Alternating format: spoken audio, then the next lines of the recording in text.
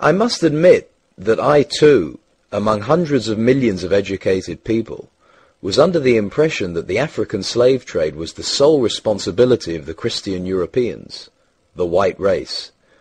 That is, until I started exploring the subject in greater depth, and especially after reading an incredibly enlightening book called The Legacy of Arab Islam in Africa by John Alambila Azuma. My whole perspective and understanding has changed dramatically, and I would like you to tell us more about this subject. The success of Muhammadan Islam in deceiving, misinforming, deforming, and contorting both history and reality over a period of almost 1400 years has been astounding. That is, until now.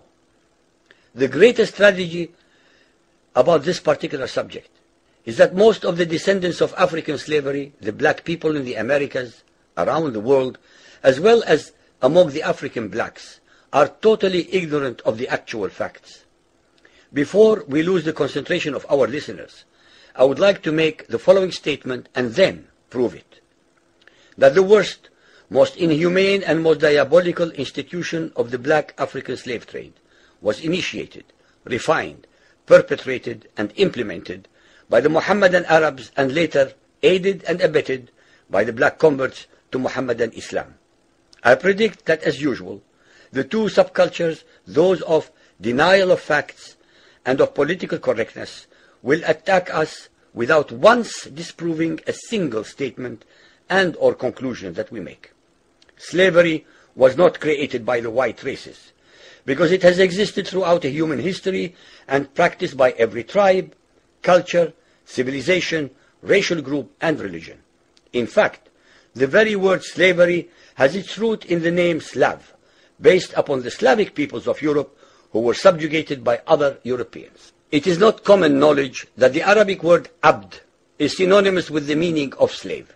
For example, Abdullah means literally the slave of Allah, and that in the language of the Arabs, all black peoples are called abid, plural, for slaves. While much has been written concerning the transatlantic slave trade, surprisingly little attention has been paid to the Islamic slave trade across the Sahara, the Red Sea, and the Indian Ocean. While the European involvement in the African transatlantic slave trade to the Americas lasted for just over 3 centuries, the Arab involvement in the African slave trade has lasted 14 centuries, and in some parts of the Mohammedan world is still continuing to this day. The birth of Mohammedan Islam and its conquests brought about the birth of institutionalized, systematized, and religiously sanctioned slave trade on a massive and global scale. In fact, the Quran allows the taking of slaves as booty or reward for wars of aggression against any and all unbelievers, most of the human population. This has led to an enormous number of so-called holy wars, jihad in Arabic. There was and is absolutely nothing holy about these wars, which are primarily to plunder, slaughter, rape, subjugate, and rob other human beings of their wealth, produce, freedom, and dignity. Mohammedan Muslim states and tribes attacked other non-Muslim groups to achieve these objectives. Although Islamic jurisprudence laid down regulations for the treatment of slaves, however, incredible and heinous abuses have occurred throughout the history of Mohammedan Islam. By the Middle Ages, the Arabic word abd was in general used to denote a black slave, while the word mamluk referred to a white slave. Ibn Khaldun, 1332 to 1406, the preeminent Islamic medieval historian and social thinker, wrote, "The Negro nations are, as a rule, submissive to slavery, because they have attributes that are quite similar to dumb animals." It should also be noted that black slaves were castrated based on the assumption that the blacks had an ungovernable sexual appetite. When the Fatimid Caliphate came to power in Egypt, they slaughtered all the tens of thousands of black military slaves and raised an entirely new slave army. Some of these slaves were conscripted into the army at age 10. From Persia to Egypt to Morocco, slave armies from 30,000 to up to 250,000 became commonplace. The Islamic slave trade took place across the Sahara Desert, from the coast of the Red Sea, and from East Africa across the Indian Ocean. The Trans-Sahara trade was conducted along 6 major slave routes.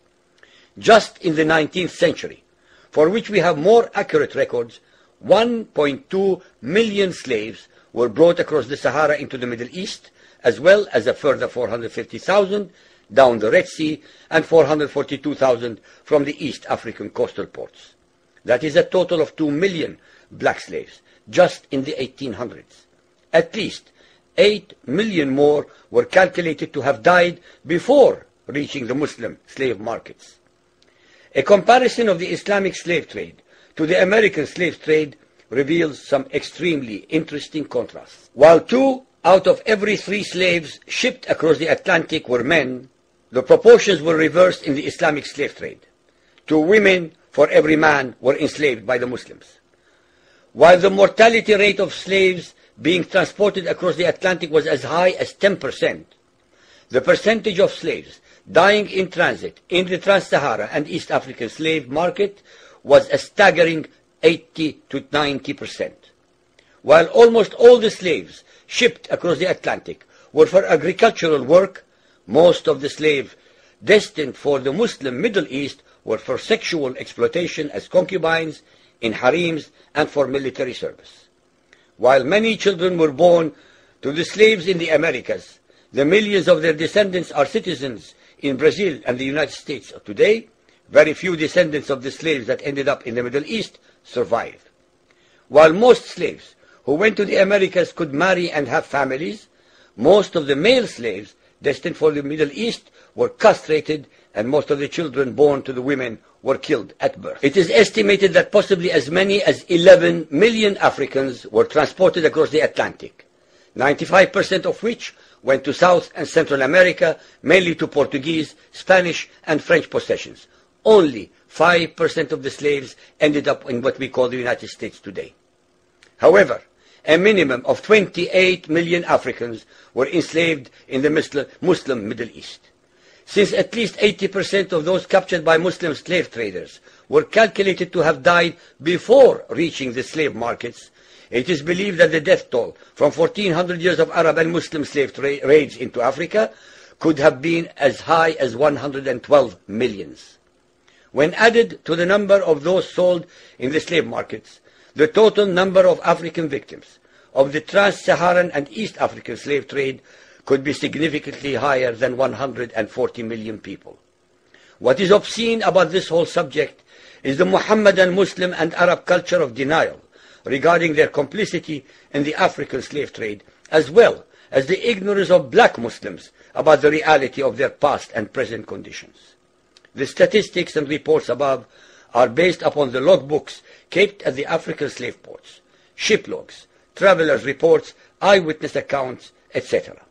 Ladies and gentlemen, the facts and reality of Muhammadan Islam's complicity in the slave trade and their inhuman depravity are infinitely more devastating, more staggering, and more incomprehensible than all the nightmare fictions in the world.